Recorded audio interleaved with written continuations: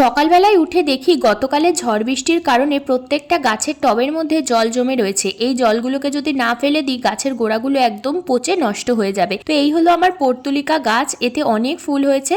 তারপর ঘুরে ঘুরে দেখি যে সমস্ত টবের মধ্যেই একই অবস্থা হয়ে রয়েছে। তো এই বোতলগুলোর মধ্যেও জল জমেছিল, সেই জলগুলোকেও সব ফেললাম। তারপর চলে আসলাম ঘরে, এসে দেখি মা দুধ চা করেছে, আর দুধ চা দিয়ে আমি একটু পাউরুটি খেলাম অনেক দিন বাদে। তো যেহেতু অমাবস্যা আজকে, তার জন্য মা এখানে রুটি করার জন্য আটা মাখছে। অমাবস্যার দিনে আমাদের বাড়িতে ভাত হয় না, আর এদিকে দেখো নিরামিষ তরকারিও করে রেখেছে আগে থাকতে। তো যাই হোক, স্নান দান করে রেডি হয়ে আমি একবারে বসে পড়লাম কাজে। আগের দিন যে জুয়েলারিটা তোমাদেরকে দেখিয়েছি তার অনেকটাই কাজ বাকি ছিল, তো আজকে একদম পুরো কমপ্লিট করে ফেলবো বলে কাজে বসে গেছি। তো বেশ খানিকটা কাজ করে নিয়ে মা লাঞ্চে দিয়ে দিল রুটি তরকারি, তো সেটা আমি খেয়ে নিলাম। তরকারিটা দারুণ হয়েছিল খেতে।